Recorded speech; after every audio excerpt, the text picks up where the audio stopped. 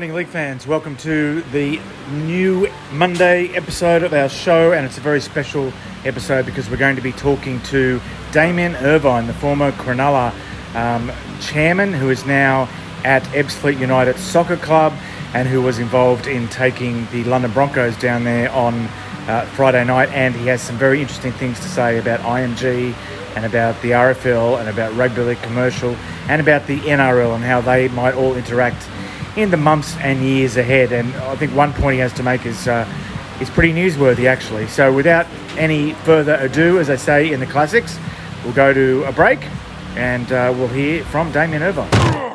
Welcome back to Good Morning League fans. As promised, the CEO of Ebbsfleet United Football Club, former chairman of the Cronulla Sharks, Damian Irvine. Welcome back, Damian. We spoke to you on Friday night. I wanted to talk to you a little bit more about you were on a shortlist to be CEO at the RFL at one point. So can you tell us, when did you move here? And your involvement in rugby league, has been in and out a little bit, hasn't it? You've been involved with some clubs. So just outline your involvement in rugby league since you moved to England. So I came in 2014, straight to Notts County into football. It was a good change and a much needed change for me after the 4 years at Cronulla. That turnaround period, the stress of that, and I guess the outcome with the Asada stuff and a disappointing end, I think. But I think the skill set I had there, particularly in crystallising a land asset to finalise the financial future of the club, has really resonated well with clubs over here in England. There are a multitude of clubs that need that. So I came to Notts County and then Wickham Wanderers for 4 years. I kept an eye in with rugby league, of course, doing some media work, some commentary and that sort of thing, writing a little bit, but really just as a fan, loving the game. And then during that time, Bradford Bulls were in trouble. I put a bid in. I was at Wickham at the time, which was fully supporter-owned, and there is merit in that. I'm a big fan of that because it's more like our traditional leagues club models in Australia, Steve. So I couldn't understand why a brand like Bradford was in trouble. Put a proposal to the RFL around that. It was self-funding, but also had an investor which was going to underwrite any losses. That's the perfect supported club model, really. You can run it on self-sustainable motives. If you do have a rainy day, there's someone there that will cover those losses. They put us together, the RFL win bids and all of that, and for one reason or another, the bid wasn't successful. I think it's probably 2017, something like that. 2000, yes, it was. And They went with a model with Andrew Chalmers and Graeme to come and take the club over, and Nigel Wood, I think, was involved in that. He was the CEO at the time. So, nevertheless, not long after that, 2 or 3 months, Nigel gave me a call and said, look, could you come up and help them out? Because, you've got the right idea with this supporter-owned model, you're experienced in it. So I did that. I was up there for just over 12 months, helping them out. I had a very similar property scheme than what we've put through here at Ebbsfleet with some mutual investors and all of that. But again, for one reason or another, they decided to go another direction and not take that up. I had the plans for Odsal. So it was around that time also that Nigel was moving on from the RFL. I spoke at length to the RFL during that process around the CEO role. They ended up staying with an internal promotion, which, to be fair, the RFL, they've been consistent with. They've done the same with Tony as well. They did Ralph when Nigel stepped down. So they've been consistent in doing that. But things change and career paths change. And with my investors have taken over Ebbsfleet down here. I've been here 4 years and it's very successful. So what do you make of it as someone whose kind of orbit has, sort of collided with rugby league's orbit, and then you moved away again a bit? What do you make of the sort of IMG, the recent developments with the gradings and also now the kind of suggestion the NRL might get involved, alleged frustration that IMG haven't done enough in their first year and a half. What do you make of it all? How long's this radio show? But I think in short, I understand both sides really, really well. I'm still a non-exec director at Hunslet because it's supporter-owned and I like that idea. But they're a traditional rugby league club, and I think there are places for them all across the UK, similar to how Newtown Jets will never be a top-tier club in Australia. but they're a great brand. They know their place. They enjoy their place. They've got a niche. And I think we need to think more about that for the lower league rugby league clubs here and force them into that. The IMG one was a funny one because at the end of the day, it was a massive concession getting them involved that the RFL and Super League, they'd failed, I guess, to get the right commercial outcomes. And that sounds really harsh, but it takes quite a maturity from an organisation to make that acceptance and say, well, let's get a consultancy in. I think the terms of that consultancy weren't great in that now the game has to pay money to IMG as a consultant, hundreds of thousands. And on that basis, they're under a lot of pressure to deliver big sponsorships and broadcast deals. That's, just to interrupt you, that is different to what's been said publicly.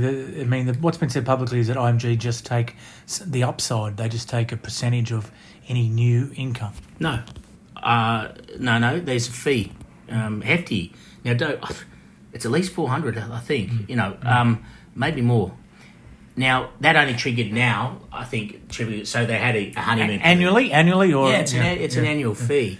Now, where IMG's experience, and they're very experienced, is in, and they came in and sold it on broadcast deals and all sorts of things. The broadcast deal for rugby league is never going to increase, Steve. Those days are gone. So they can't get a win there. I don't care how good they are. They're not going to go and get a win there. Sky are in the box seat with that because they've had it for so long. And the game, it's really a buyer's market. We're not out there to sell. So there's that.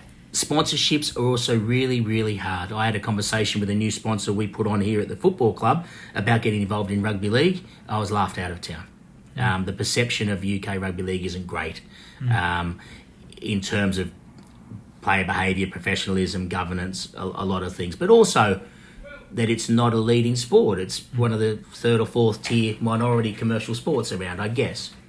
So the sport's really in a hard place at the moment where it needs to be commercial to survive and keep doing what it's doing. But what it's good at and what it's been so good at is being an amateur sport. It's almost built governance-wise with the RFL, etc., as an Olympic-style sport, canoeing or cycling. It's not built like a commission, which the NRL is, if that makes sense. And it's in this real rock and a hard place. It doesn't know what it is and what it wants to be. So I can't see a positive outcome for the IMG relationship because I don't know how they can possibly please the sport. And it's not criticism of them. They haven't had a whole lot of help from traditionalists in the game either, by the way. A lot of what they brought to the table and pointed out is very valuable in terms of getting your house in order from social media to front of house to standards. That wasn't ever instilled upon the game strongly enough. So, look, we could go on and on. So that is a positive. Oh, it is a positive. Oh, look, I'm not here to bag IMG at all. I really like the guys. They've got so much for it.